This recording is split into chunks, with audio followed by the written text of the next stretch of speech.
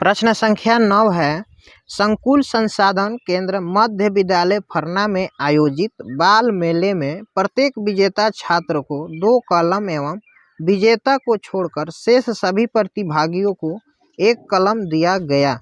यदि 100 छात्रों के बीच 120 कलम दिए गए तो विजेताओं की संख्या ज्ञात कीजिए। बहुत बढ़िया क्वेश्चन है, बार बार परीक्षा में रिपीटेड होता रहता है, इसको ध्यान से देखिएगा। ठीक है जी, वीडियो को स्किप करके देखिएगा तो कुछ समझ में आने वाला नहीं है, इसलिए बिना स्किप के इसको देखिए। ठीक है जी, देखिए सबसे पहले जो चीज़ इसमें दिया है उसी को हम मानेंगे। तो विजेताओं की संख्या पूछ रहा है तो हम मानेंगे विजेताओं की संख्या। तो यहाँ पे लिखेंगे माना विजेताओं की संख्या बराबर x। ठीक है जी, विजेताओं की संख्या कितनी है, x है। तब लिखेंगे तो इसको हारे हुए प्रतिभागी,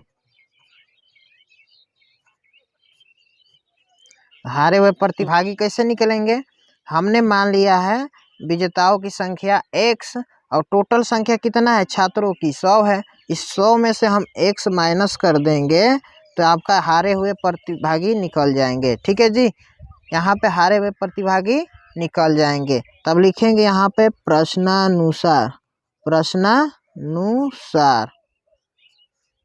ठीक है, तो यहाँ पर दिया है 120 कलम बांटे जाते हैं। ठीक है जी, यानी कि विजेता छात्र को 2 कलम एवं विजेता को छोड़कर यानी कि जो हारे हुए प्रतिभागी है उसको 1-1 कलम बांटा जाता है। तो यहाँ पर लिखेंगे सबसे पहले x क्या है, विजेताओं की संख्या। यहाँ पे कलम कितना बांटा जाता है 2, तो यहाँ पे 2 से हम इसमें क्या करेंगे मल्टीप्लाई करेंगे। ठीक है जी, प्लस अब देखिए यहाँ पे हारे हुए संख्या कितना है प्रतिभागियों की, तो 100 माइनस x है।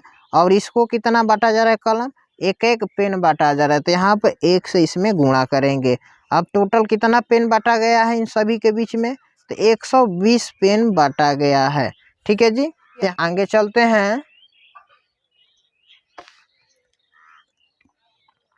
2x प्लस 1 में 100 से गुणा करेंगे होगा 100, माइनस का चिन्ह है। अब 1 में x से गुणा करेंगे तो होगा x बराबर में 120। ठीक है जी, अब देखिए 2x में से x माइनस करेंगे तो 1x हो जाएगा, प्लस का 100 बराबर 120। ठीक है जी, अब देखिए x बराबर 120, ये प्लस में इधर है तो क्या हो जाएगा माइनस में हो जाएगा।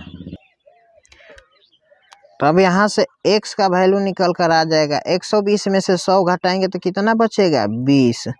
ठीक है, 20 हमारा निकल कर आ गया। अब देखिए x का मान 20 आया है तो हमने क्या माना था, और क्वेश्चन में पूछ क्या रहा था, विजेताओं की संख्या पूछ रहा था। देखिए विजेताओं की संख्या ज्ञात कीजिए, तो हमने विजेताओं की संख्या क्या मान रखा है, x मान रखा है। तो हमारा x का वैल्यू क्या आया है, यानी कि 20 आ गया है। ठीक है जी, 20 क्या आया है, विजेताओं की संख्या। अब पूछ देता है यहाँ पे क्वेश्चन हारे हुए प्रतिभागी कितने हैं, तो टोटल हमारा छात्र कितना है 100 है। 100 में से हम 20 माइनस कर देंगे तो यानी कि 80 जो होंगे वो क्या होंगे, हारे हुए छात्र हैं जिनको 1-1 पेन मिला, और 20 ऐसे छात्र हैं जो जीते हुए हैं उनको 2-2 पेन मिला। ठीक है, उम्मीद करते होंगे ये क्वेश्चन भी आपको समझ में आया होगा।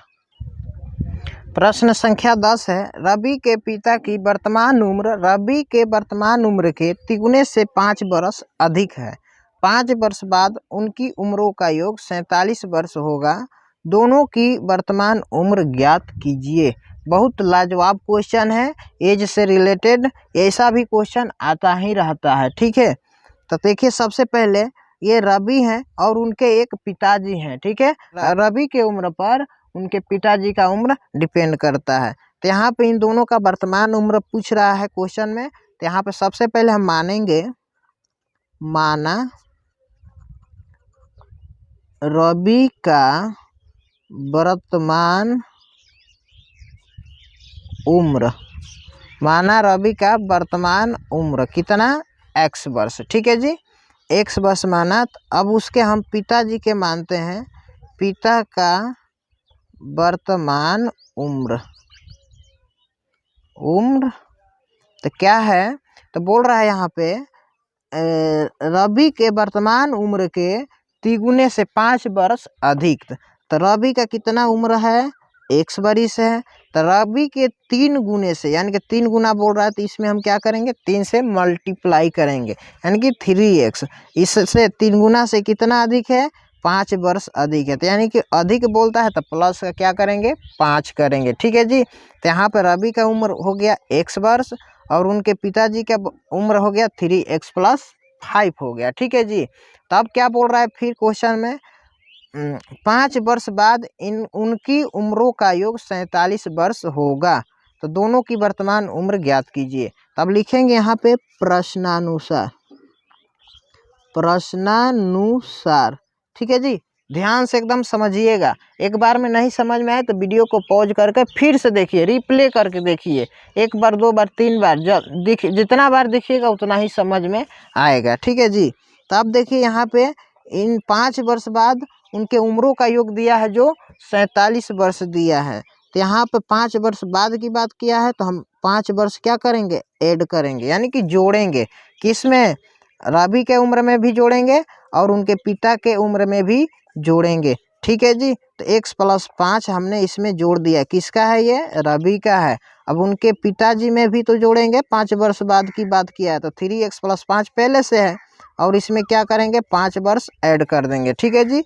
अब इनका योग कितना हो जाता है, टोटल 47 वर्ष होता है। तो यहाँ पर हमने 47 वर्ष लिख दिया है। ठीक है। तो अब इसको हल करते हैं। तो यहाँ पर x + 5 प्लस, अब देखिए यहाँ पे 3x, 5 5 जोड़ेंगे तो हो जाएगा 10।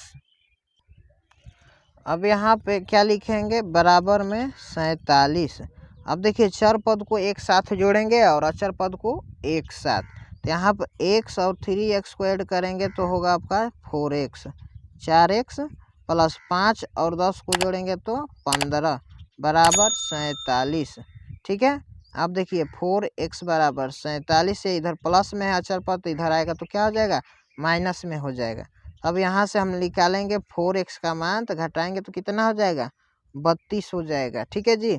अब 4 से इसको हम कटाएंगे तो ये कट जाएगा 8 बार में, यानी कि भाग दे रहे हैं। x का वैल्यू निकालने के लिए 32 में हम 4 से भाग दे रहे हैं, तो x का मान क्या निकल कर आ गया, 8 आ गया। ठीक है। तो x किसका हमने माना रखा है, तो x माना है रवि का वर्तमान उम्र। जो आपको क्वेश्चन में पूछ रहा है रवि का उम्र और उनके पिताजी का भी उम्र पूछ रहा है। तो रवि का उम्र तो 8 वर्ष आ गया है। अब बात आता है उनके पिताजी का उम्र। उनके पिताजी का उम्र हमने क्या रखा है, 3x + 5। तो यहाँ पर 3x का मान रखा है, सॉरी 3x का मान आया है 8, यहाँ पर रखेंगे प्लस में 5। अब गुणा करेंगे 3 में 8 से तो हो जाएगा 24 प्लस का 5 और 24 में 5 जोड़ देंगे तो 29 वर्ष। ठीक है जी। ये इनका उम्र हो गया पिताजी का। रवि के पिताजी का उम्र कितना हुआ, 29 वर्ष, और रवि का उम्र कितना हुआ, 8 वर्ष। इन दोनों लोग का वर्तमान उम्र निकल गया।